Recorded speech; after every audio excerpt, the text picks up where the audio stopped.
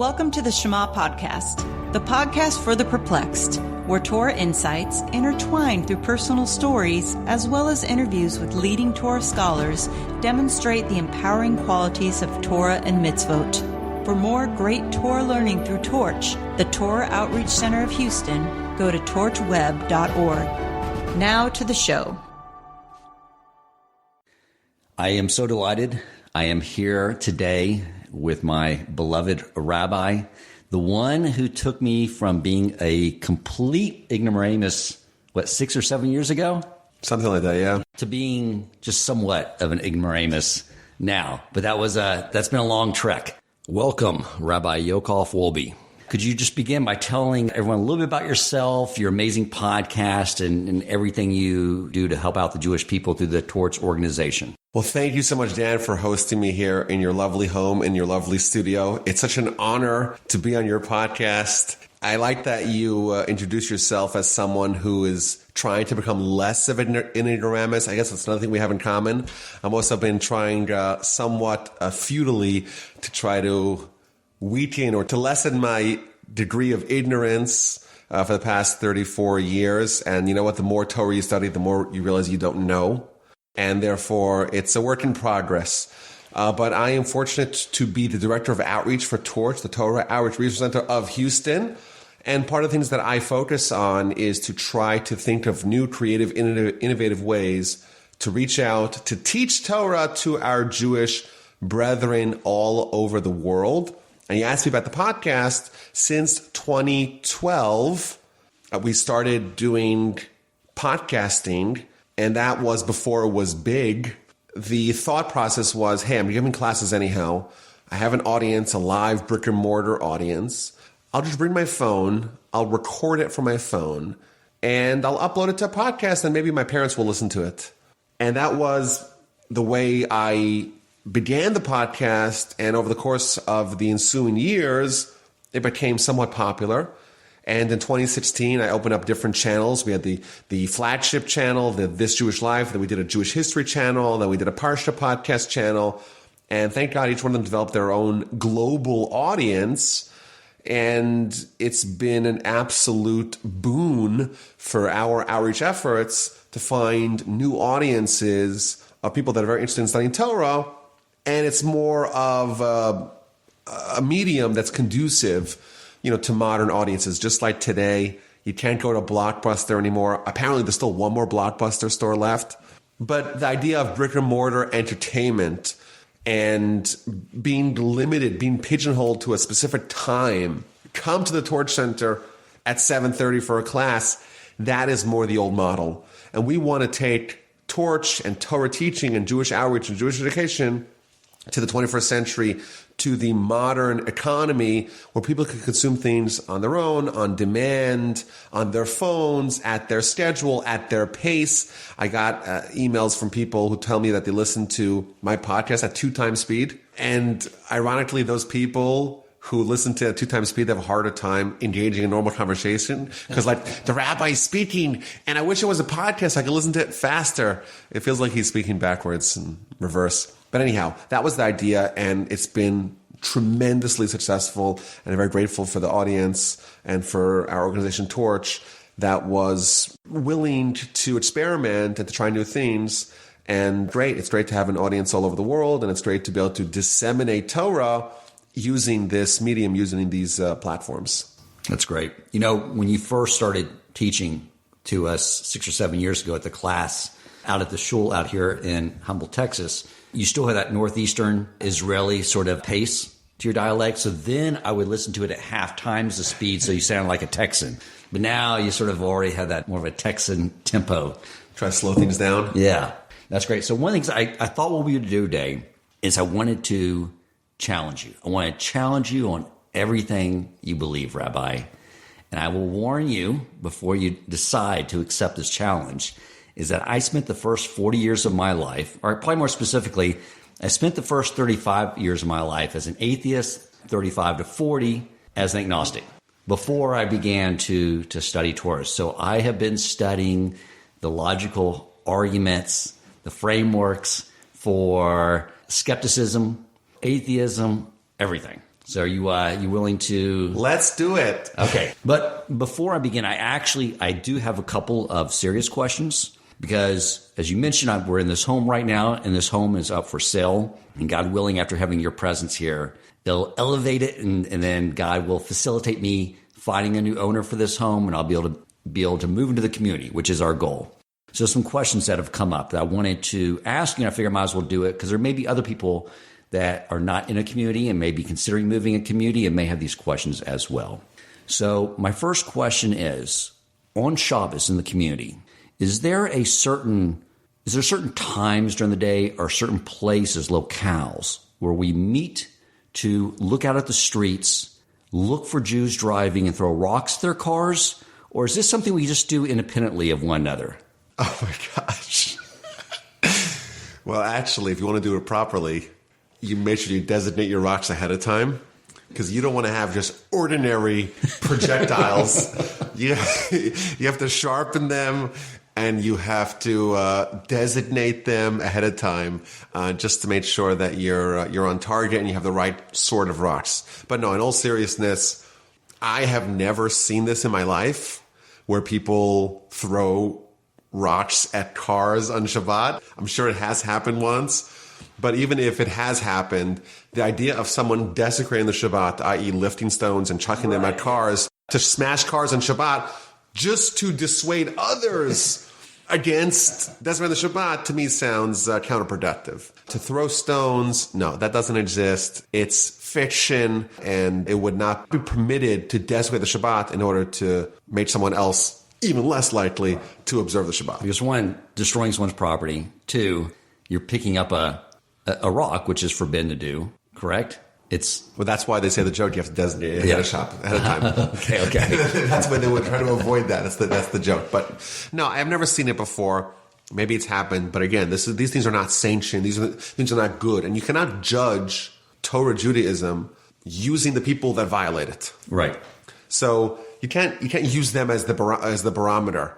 It's like saying, hey, if there's this Orthodox rabbi who's eating pork in Yom Kippur, like, why is that okay?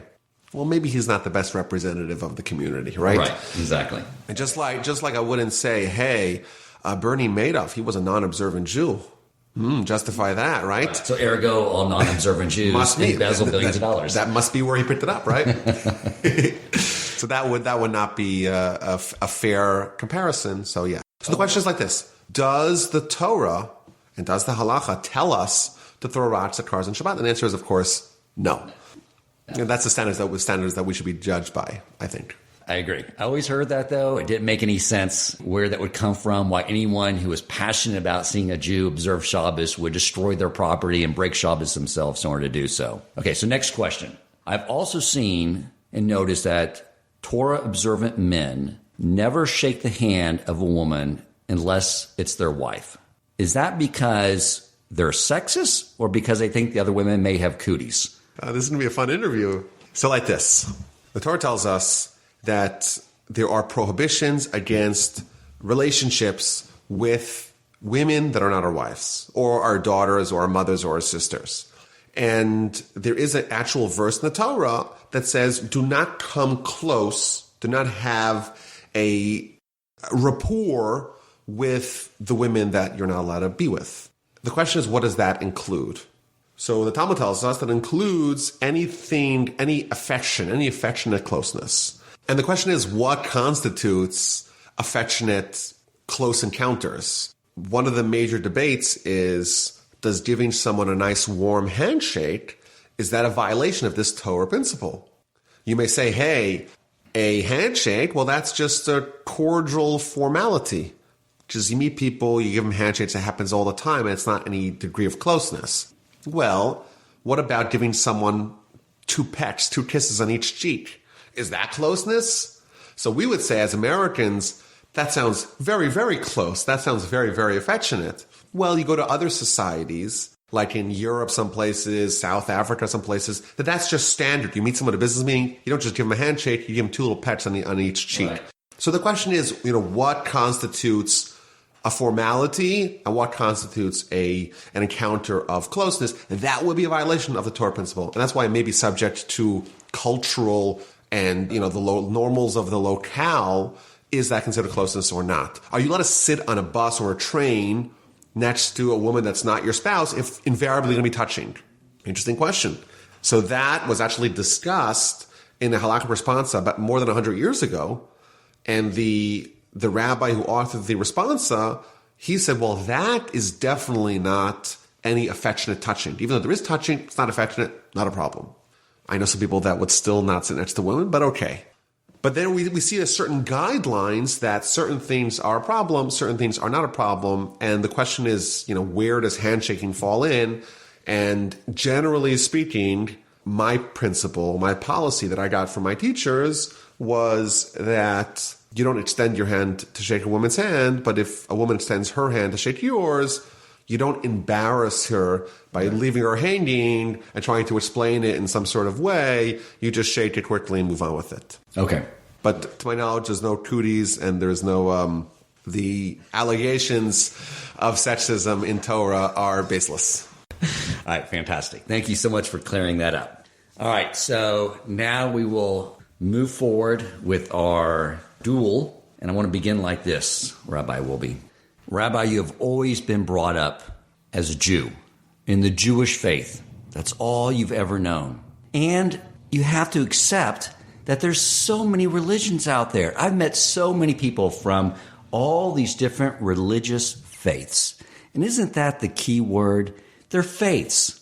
Everyone has their faith, their beliefs without any evidence. And there's no reason for one person to say, my faith is right, your faith is wrong. One of the things, Rabbi, is you're probably the most intelligent person I've ever met. However, because I wasn't brought up in a community, I've developed a much more sophisticated, open-minded way of looking at the world. And I understand that we all have biases, especially confirmation bias, because our beliefs become our identity.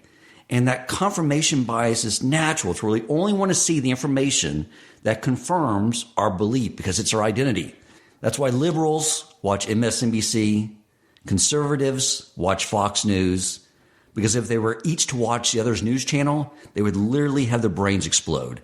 It's necessary to confirm your identity. Because of that confirmation bias, Rabbi, you have this mindset that you're right, everyone else is wrong. The Christians, they're praying to an idol.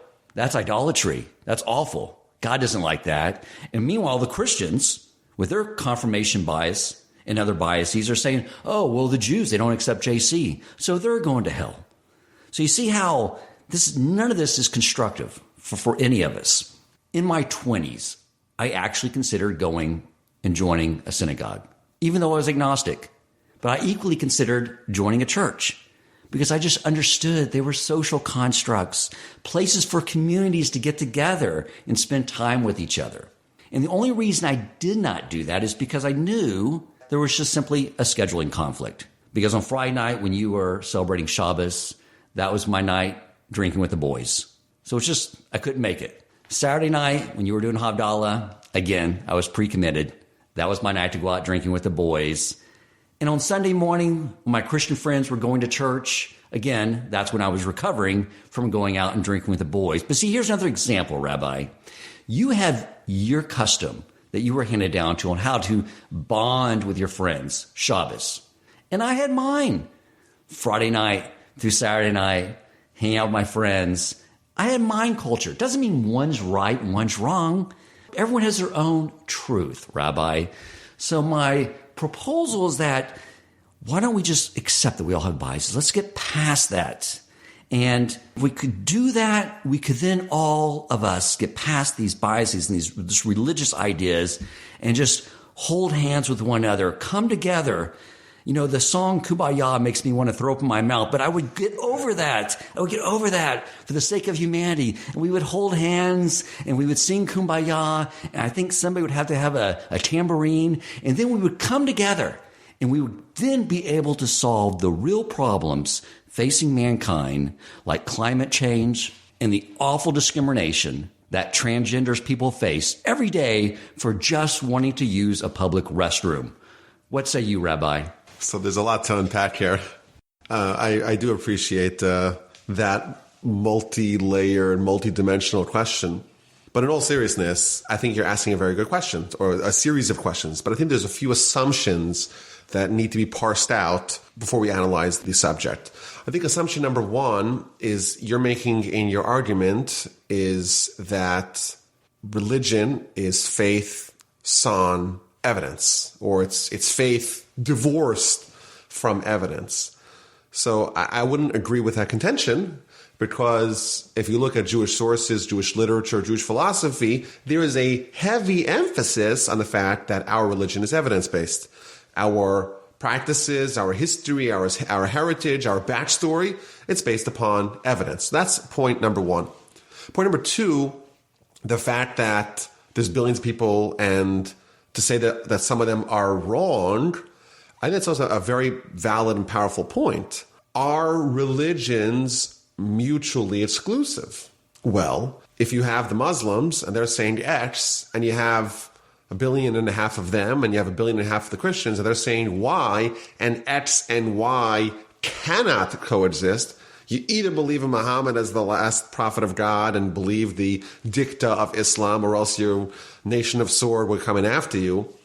You either believe in JC, etc., or else you're condemned to a life of torment in hell. Those two are mutually exclusive. I have good news for you, Dan. The truth is that if you accept the precepts of Torah and Judaism, there may be a way for everyone to be okay. So your utopian dream of making sure that everyone could come together, everyone could actually work together on the world's problems, we call that Mashiach. We call that Messiah. The idea of the world actually uniting behind one principle, one purpose, and everyone working together in a certain degree of harmony. We call that Mashiach. And in fact, what's really nice about this is that, according to the Rambam at least, the fact that the Muslims are adopting Islam and behaving in that way, and the fact that the Christians are doing Christianity and living that sort of lifestyle, it actually isn't that terrible. Because if you look at the backstory, look at the history, look where these people came from, they all came from idolaters, from pagans. And Islam definitely is not idolatry by Jewish standards. So they're okay because they're doing whatever it is that they want to do, provided that they're keeping the 7 Noahide laws, which they are. And then you have the Christians, and that's a debate as to whether or not it is idolatry, and that's a separate discussion. But it's possible that they're actually not doing anything wrong, at least not for them. But they both of them just need slight adjustments. So the Rambam has a famous essay where he talks about the fact that Christianity and Islam, the two other quote-unquote major monotheistic religions, their beliefs are okay for them, and the fact that they're coming halfway, meeting us halfway, so to speak, by adopting monotheism or partial monotheism. The role of Messiah is to do that last mile, the last little bit. That's his role, and to fix the whole world. So yes, I think that your utopian vision of the world coming together is indeed what we believe that is the destiny of mankind. And the role of Messiah is to strengthen our nation's foundation, but also slightly adjust and fix the mistakes of the rest of mankind. And you don't need to be Jewish to be good, we always say. You could be a righteous Gentile, a righteous Christian, a Muslim, and that's okay. So fortunately for the Christians and the Muslims, neither of them are right. Because if Christianity was right, then all the 1.5 billion Muslims are upper creek, and vice versa. They're all upper creek, but you know what? Thank God for everyone. The Torah is correct. The Torah is 100% correct. The Torah is divine. And as a result of that, the Christians are okay. The Muslims are okay. There'll be slight adjustments brought upon them by Messiah, but they're pretty close, and they'll just be just some small finishing touches are needed. That's it. That's great, Rabbi. I now regret recording myself committing to singing Kumbaya, if that is the case. But you're still approaching it from, there's evidence that your text is right. They say their text is right. The Muslims say the Quran is right. How do you know with such confidence that your text is right and theirs is wrong? Well, that's a difficult question to answer in one sitting, but I think maybe the simplest answer is, first of all, we don't need to talk about their texts, because I don't need to disprove the text of other religions, because once you know the Torah is true, then that's all you need to know, because that already, in the Torah itself, it talks about how it's being the final word of God. And it's not swappable. You can't upgrade it. You can't have the new incarnation, the New Testament. It can't be swapped out for a new and improved alternative. So you don't need to disprove their texts, even though their texts are riddled with errors and contradictions. But as to how do we say that our text is true? So I would quibble with that classification. I wouldn't say that we say that our text is true. Because when you say text, I assume you're referring to the text of the Torah. Is that right? Yes. And if we're just evaluating texts, both of them, maybe read like scripture, a little bit hard to read, and both of them are telling a story. And how could we, thousands of years later, evaluate the veracity of a given text? What I would say is you have to take the whole picture. What are we? What's the Jewish people? What is our claim? It's not that we have a better text than they do. When we say the word Torah, it's not a reference to a text. It's a reference to an entire corpus, entire body of knowledge that was given to us from God to us via Moses.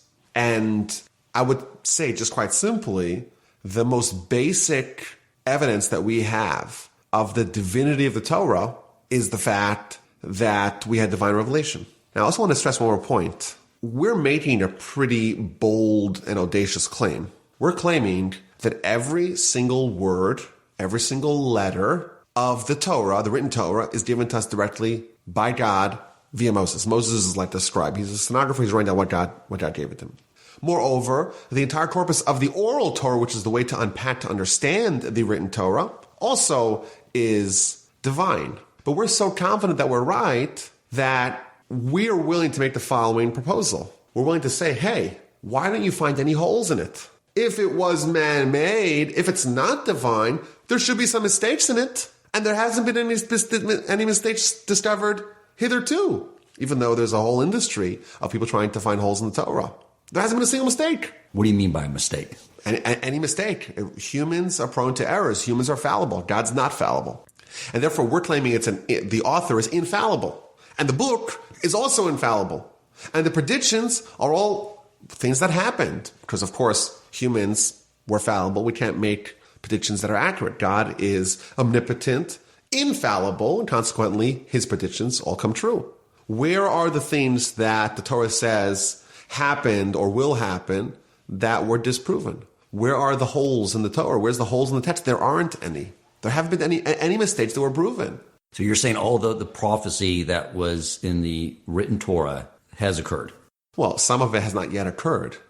But the things that it does predict that have occurred are very noteworthy given the fact that nowhere else do you find such predictions with such uncanny accuracy. Now, we're still living amidst history. So you say that it's only once Messiah comes and, the rest of the prophecies are fulfilled, only then can you say we fulfilled. We're still alive, we're still living, we're still part of the story. But I will tell you, according to the Jewish tradition, we're in the year 5780 now, meaning that we have 220 years to the year 6000 on the Jewish calendar. We believe that all the predictions are going to come true before the year 6000. So you put this podcast in a time capsule, and in 220 years from now, we'll know the truth without any ambiguity. Then all the prophecies will have happened.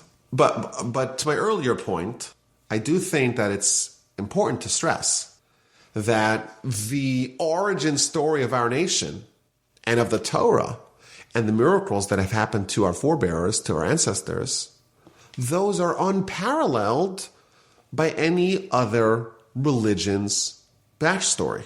We're claiming that God gave us Torah via Moses at Sinai over the course of 40 years as described in the Torah. That's what we're claiming. The claim itself is a pretty bold one. We're claiming that the entire nation experienced prophecy at Sinai and lived to tell a tale. We're talking about millions of people that experienced something at Sinai. And that was the founding event of our religion. I challenge the people that question the legitimacy of Torah to explain to me, how do you convince a nation comprised of millions of people, by the way, that are bigger skeptics than you ever were, Dan? How do you convince them that they witnessed prophecy at Sinai if it didn't actually happen? Moreover, look at the Torah. This is Parsha, in fact. The Jewish nation, what did they eat for 40 years? They ate manna. Think of TV dinners being parachuted to your door.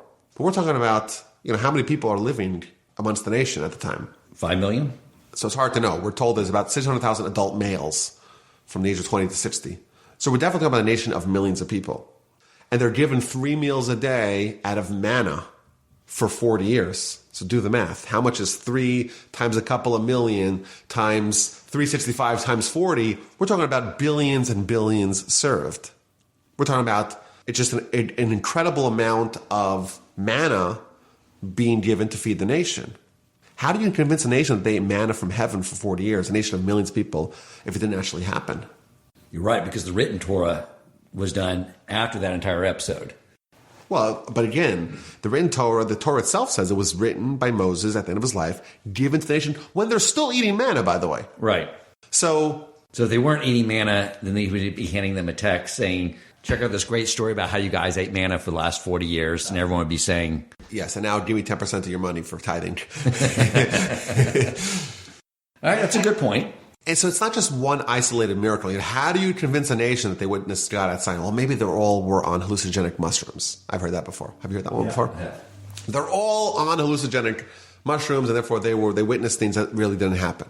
And the splitting of the sea, how that happened, I don't know. There was a low tide. Low tide, exactly. There was the meteor that hit the Nile and turned it all red. Oh, okay. And it happened to be. Everything is coincidence. Maybe.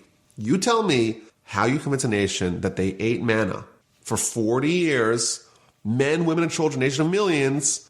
That's what they ate if they didn't actually eat it. Tell me. And then I get the book that delivers this book to me, that tells me these stories. If it didn't happen, I know for sure the book is a farce. The book is fraudulent. Maybe there's something to gain, though. They got everyone together and said, look, let's tell this story. The other nations will be frightened of us. So just go along with this storyline. By that logic, Abraham Lincoln didn't exist, right? Or George Washington never existed, right? By the same logic. Because again, how many people witnessed George Washington? Less people than ate manna. So you're already bordering on the insane to suggest that a nation of millions of people all got together to agree on something. Again, these are not very agreeable people. Just, have you met any Jews? They're not very agreeable people, and they're not going to go for your farce. But to say that they all got together to make up the story, that's a very shaky grounds to be with, because then any story can be questioned the same way. It's a good point. And I would say that if anybody has ever observed a synagogue board meeting, they would quickly learn that there's no way to get 20 Jews to agree on something, much less 1 million. So I'll give that to you. What about the other areas of the Tanakh, though, that Jews claim is, I don't know if they say it's divine or that they know it's verified. What's your proof that there's any validity to that text? So first of all, who said that there has to be validity to that text?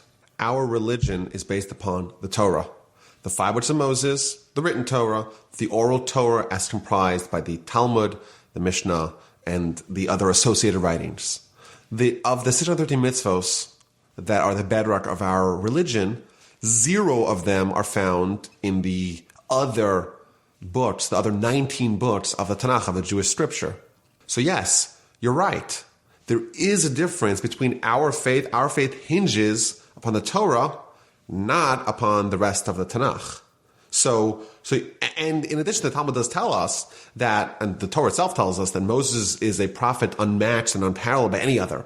So yes, he was a higher prophet, higher level prophet, and thus the Torah that he gave us was given to us via this higher level of prophecy. Josh was a great prophet. Samuel, King David, King Solomon, great prophets. But they pale in comparison to Moses. And therefore, what we get from them is nice, it's valuable, it's critical. It was delivered via prophecy. It is part of the collected corpus of the Jewish canon, the Jewish literature, but there's no mitzvos that are in there. They are reflecting back on the Torah. the content of the rest of the Tanakh, not including the Torah, it's all about encouraging, coaching, admonishing the people for their disobedience, for the non-obedience, for the non-adherence to the Torah.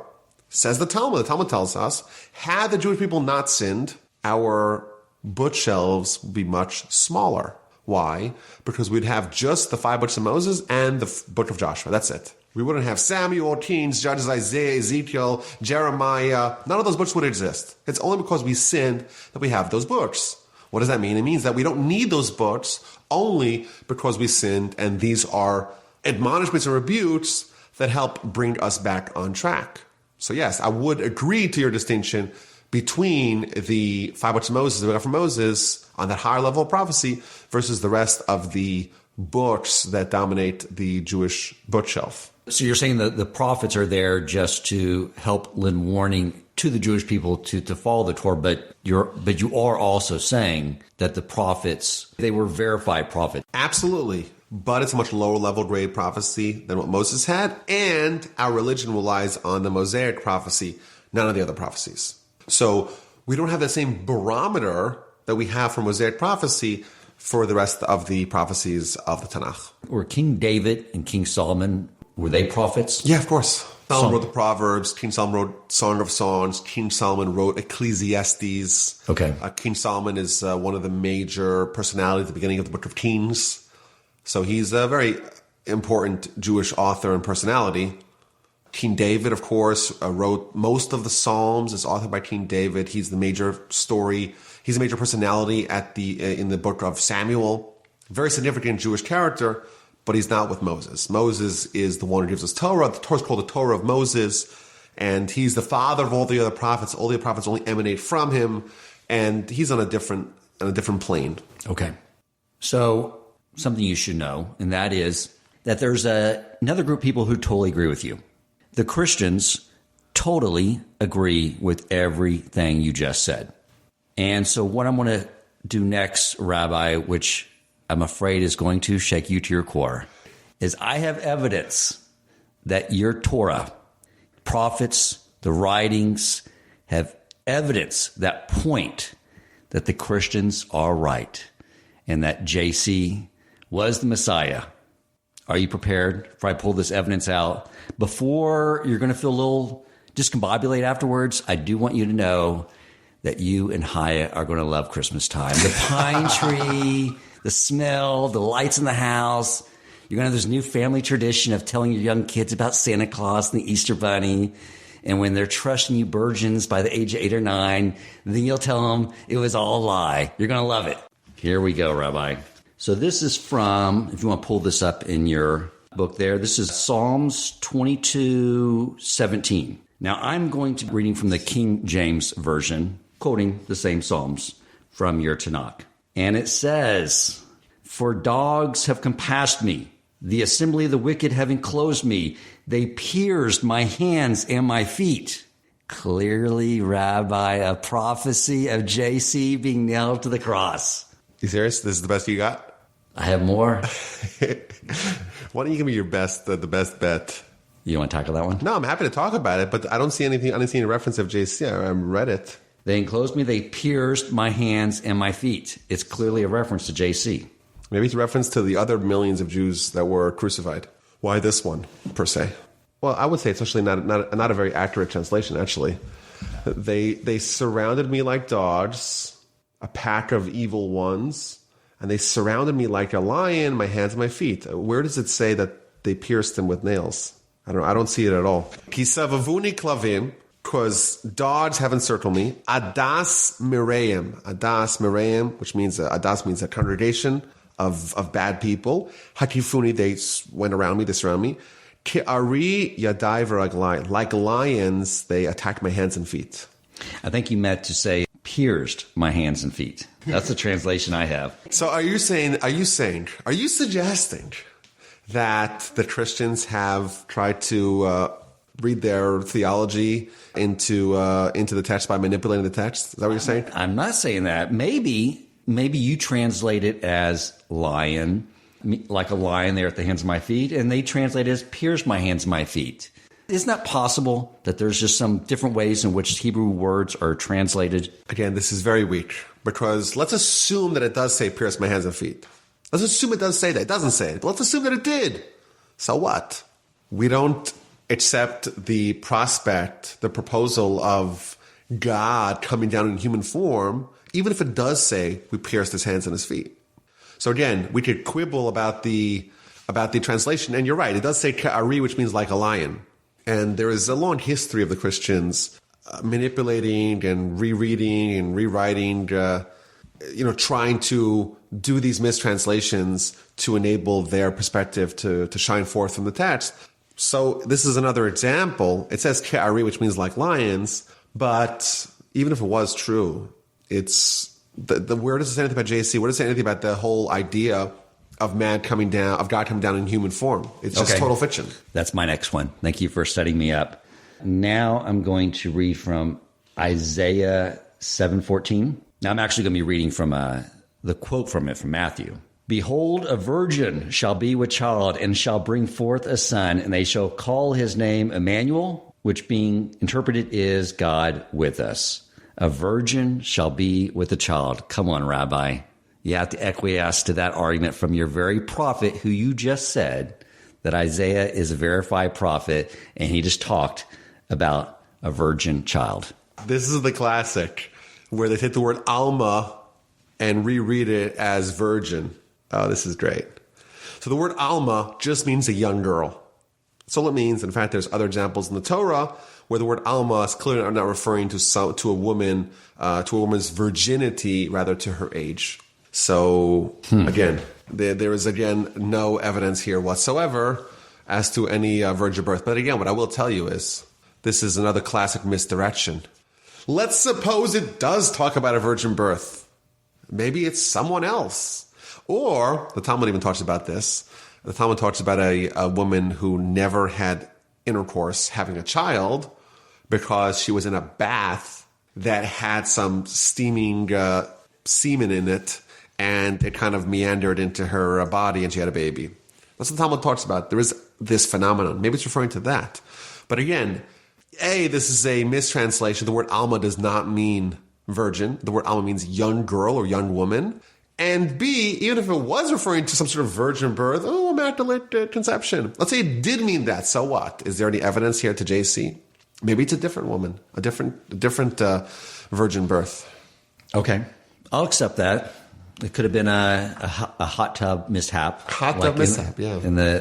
Okay, but I'll get you with this one because this comes directly from Leviticus. But let me ask you a question, Dan. Yeah. When you began our conversation by telling us that you spent the first 40 years of your life as an agnostic.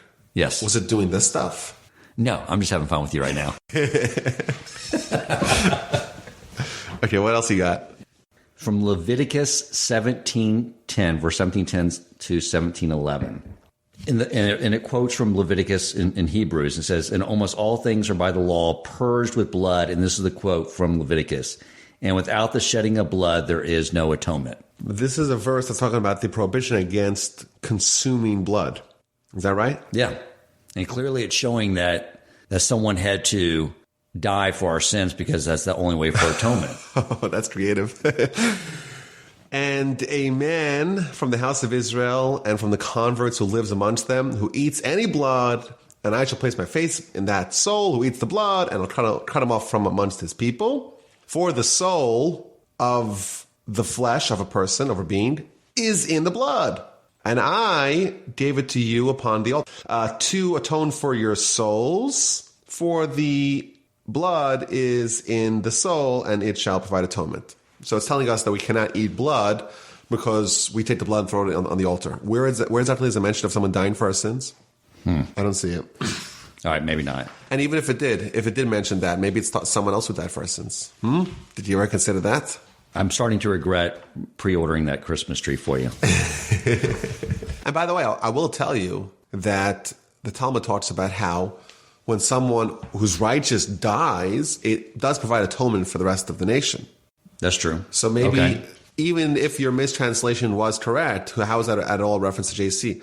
And by the way, our nation has suffered a lot at the hands of the Christians due to the fact that we killed their God. Shouldn't they be sending us gifts? Because after all, he died for their sins. So indirectly, we caused their sins to be expiated. We should be getting presents. Exactly. Okay. You won that little challenge for sure. Okay. I will say in the church's defense, I think they put their Bible together like in the year 300 Common Era, and it was before the era of Google Translate. This one I will get you on. So correct me if I'm wrong from what you've taught me. What Moses brought down from Mount Sinai was all of Torah. The written Torah came 40 years later with the biblical, the narrative. What he was teaching in the tent of meeting, having that prophecy, was Torah law. How to live as a society that would mirror the heavenly realm. So we could create an actual dwelling place for God, correct? So we have these laws. Now, over time, it was necessary as we encounter new situations for the sages to extrapolate the law to apply to new situations. And God empowered them to do that because he wanted us to use our intellect and use the reason what we've learned from Torah to apply it towards every situation that we're going to encounter in this world. Is that right, or did I leave something else? Yes.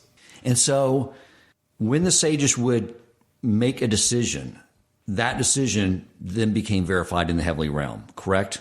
Yes. Because we had times like even just with the tracking time and laying out the calendar when they had to watch the new moon and when Yom Kippur would begin. Yeah, what you're referring to is the fact that the Almighty is going to outsource some of the decisions to us. Correct.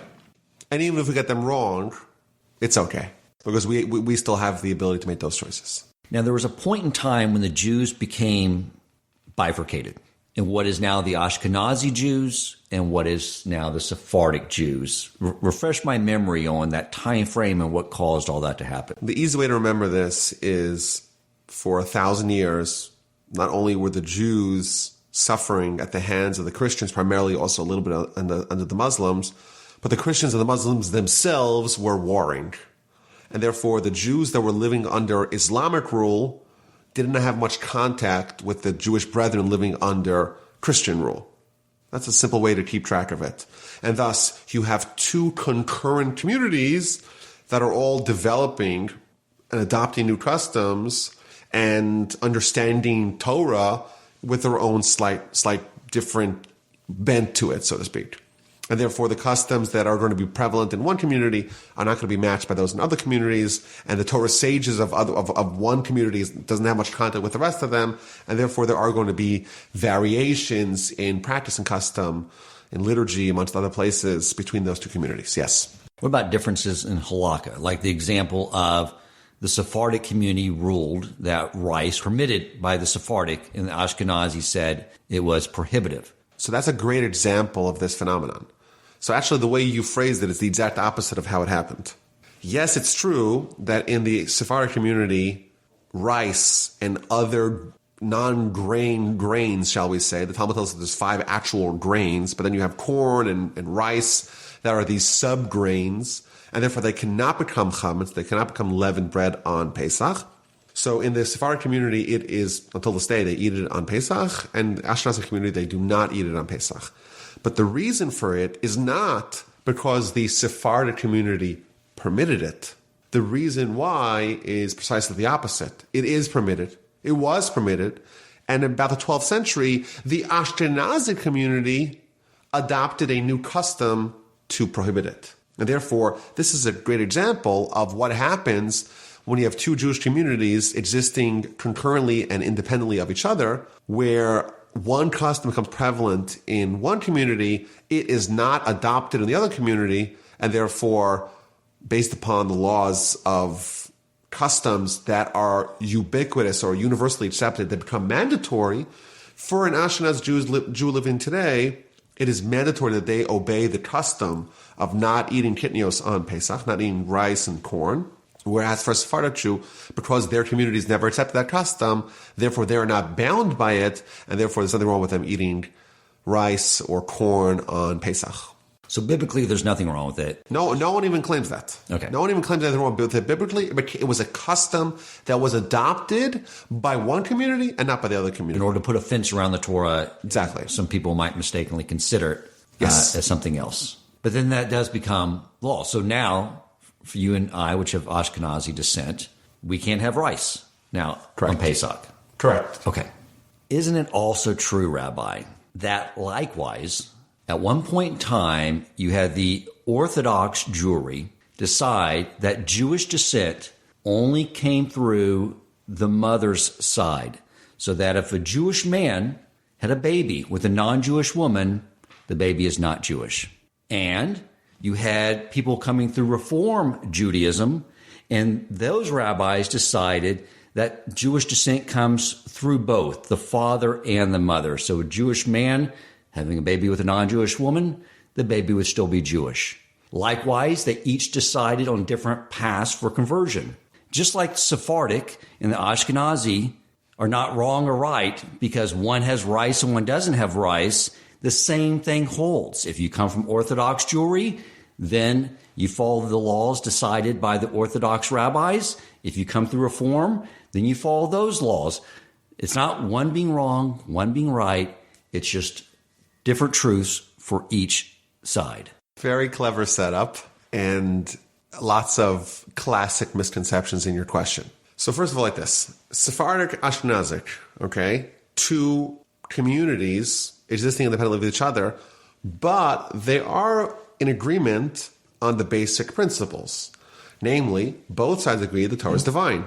The written Torah, the oral Torah, both sides agree that the rulings of the Talmud are absolute and unchangeable. If I come as an Ashkenazic halakhic authority in the 12th century and I say, okay, I want to introduce a new custom, I am not conflicting with the ruling of the Talmud. I'm not invalidating the rule of the Talmud. I'm saying on top of the existing corpus of laws, based upon everything we've accepted until now, based upon the final conclusions of the Talmud, based upon the final rulings of the authority, I want to make something new. I want to add on to that our own new custom of the Kitnios.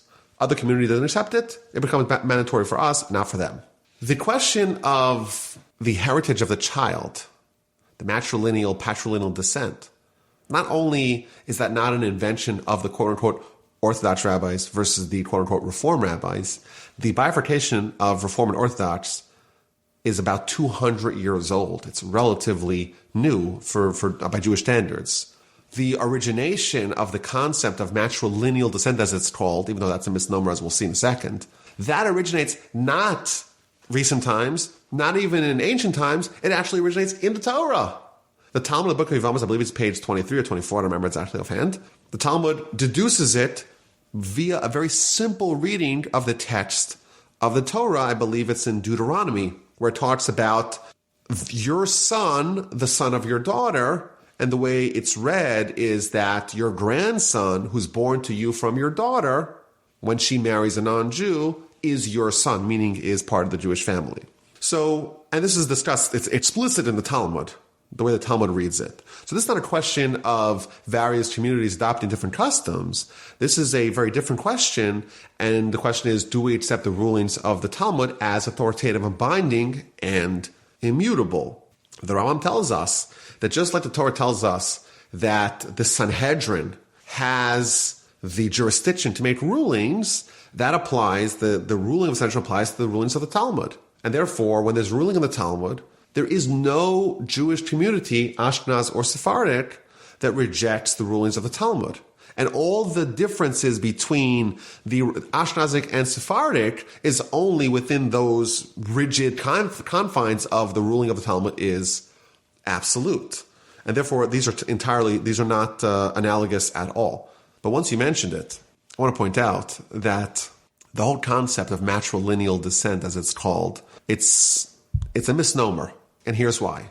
If someone is a Kohen and they have a child, the father's a Kohen, the mother's not. Is the child a Kohen or not? Both parents are Jewish. So no one doubts the child's Jewish. Is the child a Kohen or not? So if the father is a Kohen, the child's a Kohen. If the father is not a Kohen and the mother is a Kohen, the child is not a Kohen.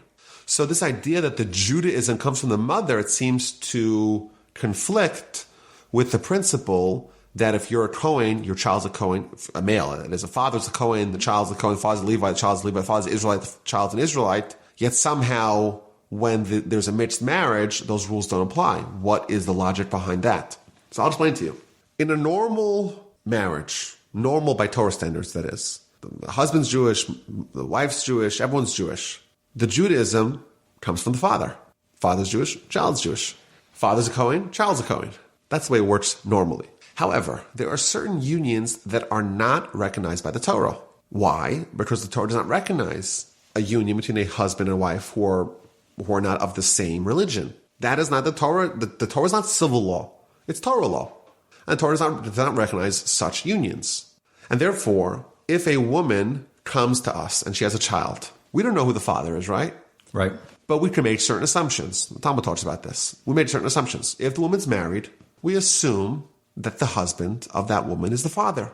Is it possible the woman did adultery and some other man is the father? It is possible. But unless we have evidence to the contrary, we always assume that the father is the woman's husband. What dictated doing such? Great question. What dictated doing such is that otherwise the Torah, there's many laws of the Torah that would not be fulfillable. And the Talmud itself goes through this.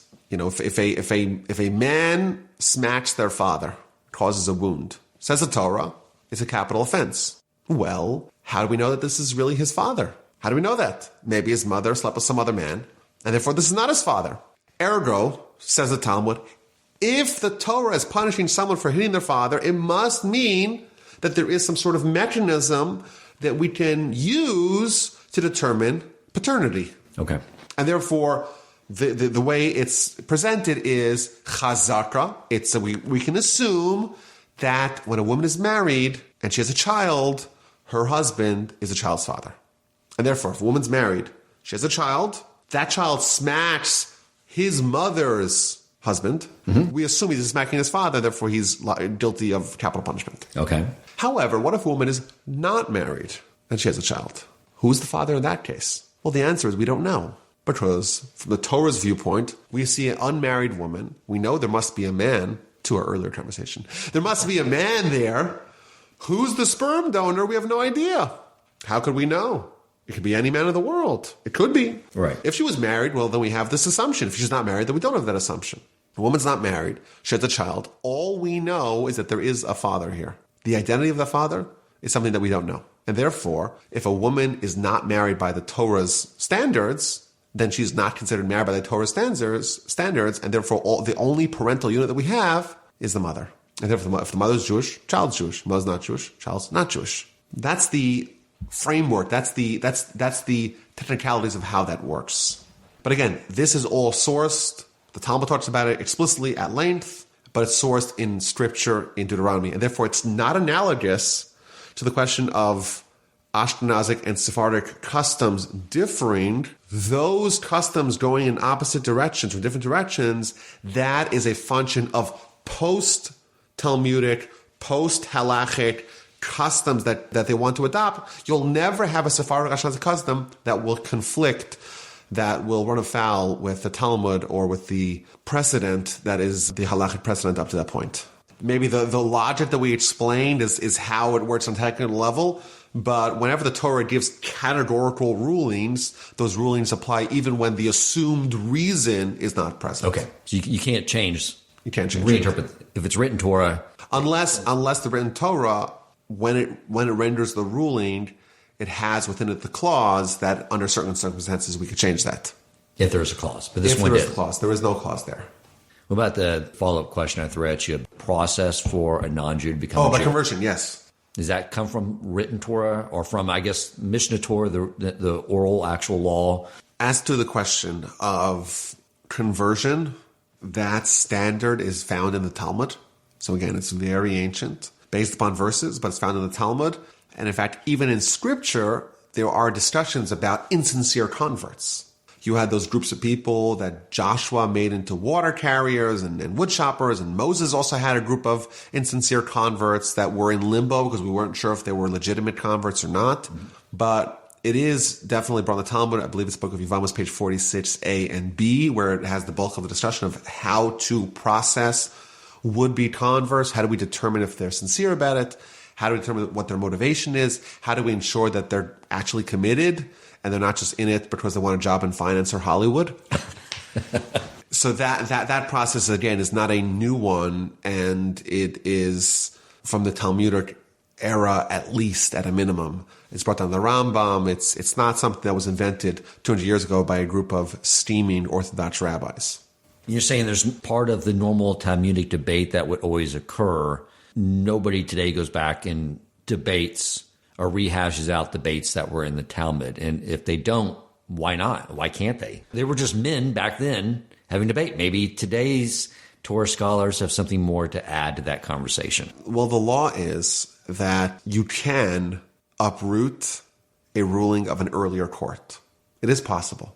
However, the ruling states that you can only uproot the ruling of a earlier court if you have a later court that is greater in scholarship and in number.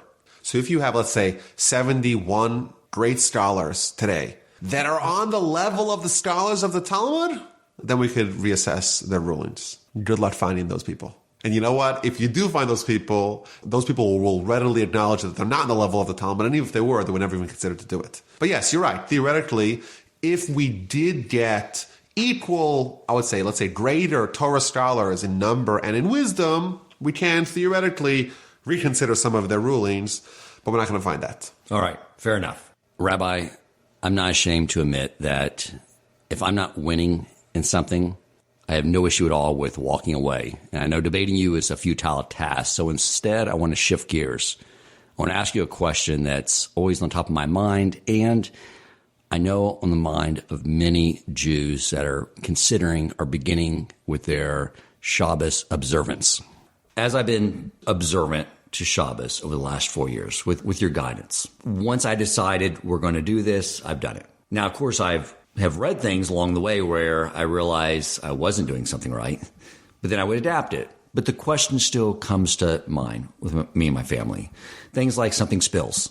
We need to clean it up, and there's not enough light. Maybe it's some grape juice that spilled on my wife's nice carpet by the table. You know, the idea of pulling a paper towel apart and breaking that malak or turning on the light switch. We don't do those things, but at the same time, back in my mind, we can't help stop think like, why is this so important to God? That I don't tear a paper towel. Why are they so important? So I would question your assumption. Your description of the draconian laws of Shabbat are accurate. There are 1.5 million things that we cannot do on Shabbat if we want to be Shabbat observant. That's true. Amongst them are ripping toilet paper, ripping paper towels, or flipping on light switches. These are the things that you mentioned in your question. But the truth is, that's not even 1%. It's not even a tenth of 1%. There's a whole bevy of things that we can't do. Our life is very regimented on Shabbat because we're following all the rules. But your assumption that the reason why we're doing it is for God, I would vigorously contest. God doesn't care if we do it or not. It's us. God is telling us, I will give you the perfect prescription of everything you need to do to have the most rewarding and rich life that you could possibly have. And therefore, it's not for him, it's for us. And by the way, when God punishes us, it's also for us. It also makes our life matter. The fact that the Almighty doesn't just discard us and we don't matter, the fact that we get punished is the greatest sign that he loves us, cares about us, and we do matter. Our life has meaning. But I would maybe answer your question in general by maybe broadening the subject. All of Torah. You asked the question about ripping the paper towels. I could ask the question about everything. Everything that's not harming other people, if it's not killing someone or stealing from someone.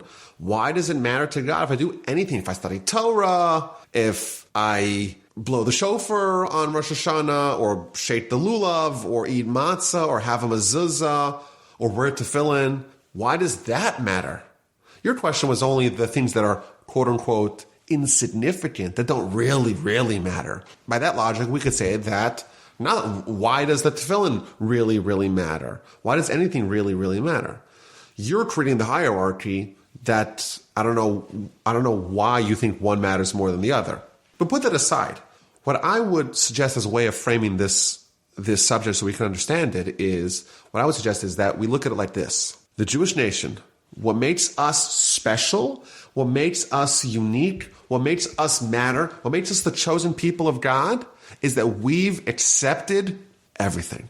I mentioned recently in a podcast that I did, the objective of the Jewish people in Egypt is to become total, complete slaves. Moshe, in last week's parsha, Moses goes to the Jewish people and says, okay, we're going to take you out. And they're so consumed and inundated with work for Pharaoh that they can't even listen to him. And once Moses hears that, then he knows the Jewish people are ready. At that point, where they're total slaves of Pharaoh, now the redemption can begin. 10 plagues, Jewish people leaving, and they see Pharaoh being humbled.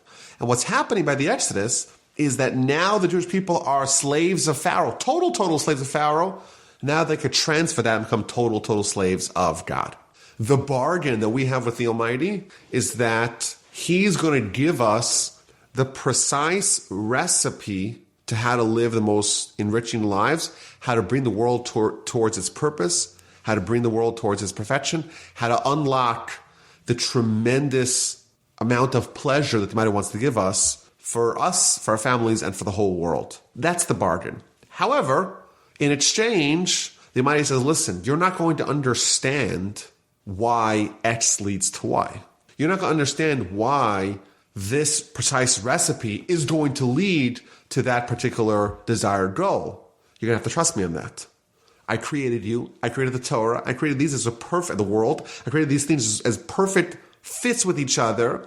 Follow these instructions to a T, and you'll get the desired result. We have to adopt the attitude of total slaves, total unquestioning slaves when God tells us to do something, and we have no idea how this is going to lead ultimately towards the end goal.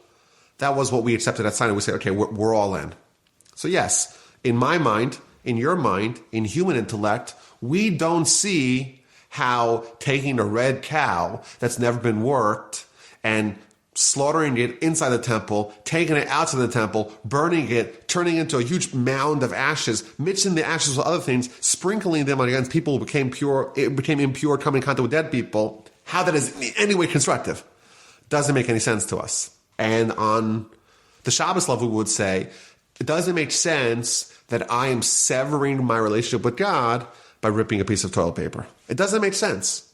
But the Almighty says, listen, if you follow the rules, you'll have the desired outcome. If you don't follow the rules, you're going to cut yourself off from me and you're going to be on your own. And not everything immediately makes sense to our mind, because our mind is the equivalent of a mind of an ant compared to a supercomputer. But even that, it's only 1/1,000,000th of it between us and God. Right. So how do we expect to know the answer to that question? That's the easy answer that I would give you to your question. Why don't we rip toilet papers on Shabbat? Because when we signed up for Sinai, we said the Almighty, creator of heaven and earth, creator of us, creator of the world, is going to give us very precise instructions as to how to achieve our national and personal destiny, and we're going to follow them even if they don't make sense in isolation. That's the easy answer I would give you. The harder answer that I would give you is that the objective of Shabbat, specifically, is that we recognize that we are not creators. We are creatures. We were created by God. God's the only creator, and we are His handiwork. And the way we do that is by taking any activity that has within it the illusion of creativity and refraining from doing that for a day. And therefore, cutting along a perforated edge or turning on the light, look at the magic of what I could do. I could flip a switch and there's light in the room. Any one of those activities that give off the illusion, the impression that I'm a creator, those we stop doing for a day. And therefore, I will explain you the rationale of that. That's the rationale of that. But I think it's a good idea to keep in the back of our pocket of what the bargain that God gives us at Sinai was. And the way we understand it is that He told us He will give us the recipe for achieving the greatest pleasure that a human could possibly achieve, provided that we're willing to follow the rules, even when they don't make sense to us. The idea you gave, being a servant to Pharaoh and then going to Mount Sinai, being a servant to God. If someone is a servant to another man, and that man is standing and saying, do not rip the paper towel, you're not going to do it. And so just the idea of knowing that this is something that God wants from me, I am his servant, it just brings, I would say, probably more tangibility. And maybe that's what he wants for us, is to make his relationship with us and closeness to us something more tangible one day a week on Shabbos. Absolutely. So one of the things I brought up in class, you were out and I had the honor, distinction of filling in and teaching for you, was I brought up to the class a story you told me about someone that went into a public restroom that had an automated light and they got stuck in the bathroom. I told the class this and the response was, really? This is a true story. And then we talked about it afterwards. And of course, this is the exact same thing you would have done. So again, what happened was the person went into a public restroom. It had a light on a timer. When he got in the bathroom, he realized that and knew that he could not go back outside the restroom because it would have triggered the light to turn back on again. So he had to stay in the public restroom until he knew Shabbat was over before he could leave. And I told the class, I think about it all the time. Like, what would I actually do? It's sort of like my test point. Like, okay, if you were in that situation today, what would you do? And 4 years ago, it'd be like, I would walk out the door. But as time goes on, I ask myself that on Shabbos, it gets to where I'm like, I think I would stay. But, things the class are bringing up that I would like to get you to think about and see what you would do. But I mean, think about it. You're stuck in a public restroom. It's Shabbos. Meanwhile, Chaya and all the kids are getting around for that meal you guys have. You often have your students come there. All these people expecting your presence, and no one knows where you are. Don't at some point you take into consideration the fact that Chaya is going to be worried about you. Maybe you think something, God forbid, happened to you on the way home. Or do you just stay there and say, that's all, that's in Hashem's hands? I have a simple rule. I have knowingly violated the Shabbat twice. Once when my son Yehoshua was born on Shabbos in 2009, and once when my daughter Rivka was born this past year, 2019, on Shabbat. My simple rule is like this. If someone's life is in danger, or even potentially in danger, and maybe even if it's a danger of loss of limb, then you violate the Shabbat. And that's the mitzvah. Otherwise, you don't violate the Shabbat. And you know what? That could cause inconvenience. I remember as a kid, when the Mets made the World Series in the year 2000, it was pretty frustrating to not know the store on Shabbat, and you have to go kick the neighbor's newspaper bundle to try to see what the store was, and you got to speak to the mailman, whatever it is. But there are things that you're going to forfeit, but with Shabbat. But my simple rule is, if it's a question of violation of Shabbat, the only barometer is there potential loss of life or loss of limb even, depending upon what limb, whatever, then that's not a question. And otherwise, it's also not a question. And also, I'll give you another example. Like, my son Yeshua was born on Shabbos. The bris is on Shabbos. We violated the Shabbat by cutting off his foreskin on Shabbat. And we did it joyously because that's the mitzvah. But it's a simple standard, and the standard is universally held. And yeah, there are things that you give up. My barber has lots of availability on Saturday, but it's closed on Sunday and Monday. It's kind of frustrating. Got to wait till Tuesday to get a haircut. There's the game. We'd love to watch the game. If it's on Saturday, I'm sorry, we can't watch the game. If you live far away from the shul, you want to go to shul, I'm sorry, you got to walk or stay home. But whenever we have a standard and we say, this is just the standard, it's just a universal standard, it becomes the way you live. And you know what? It doesn't bother you. And the more I've thought about it, to me, like a lot of the questions that were coming up in class were, what about the family members? What about the people that are worried about you? All these variables that we sort of have this illusion that we could resolve it, we can control it. And to me, what I'm starting to understand is this is about a relationship with God and putting your trust in God and getting rid of this sense of I'm in control of things that I'm not in control of. So if I was worried about my family at home worrying about me, I would just have to have my trust that God would take care of it because I'm doing what he wants me to do, which is being stuck in this locale until Shabbat's over.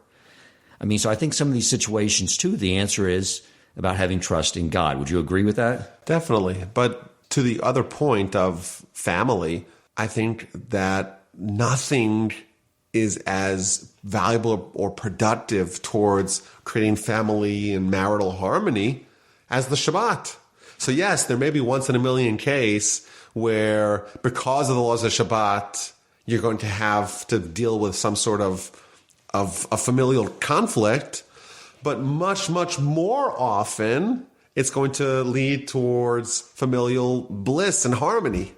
So net, it's way better for your familial relationships to be Shabbat observant. I guarantee that. And moreover, if you're stuck and you have this time where you can't get in touch with your wife because you're stuck in the bathroom, the fact that everyone's aware of Shabbat and the fact that there's certain expectations of behavior that will help soften the blow. She'll be more understanding. And it will constrict Shabbat observance does constrict your ability to go to exotic places. So the likelihood of you being in an unfamiliar bathroom is fairly small. It would never happen out here, for sure. Rabbi, I had such a great time doing this with you, and I hope we can do it again. I am already looking forward towards the next episode. We got to talk, and it was an absolute joy. Thank you for having me. Thank you, Rabbi. If you enjoyed this episode, please consider supporting Torch so they can continue to spread Torah wisdom to the world by making a donation at torchweb.org and clicking donate in the top right corner of the page. And if you would like to get in contact with our host with comments, suggestions for future topics of learning, or questions for him or his guest rabbis, you may email him at president@torchweb.org.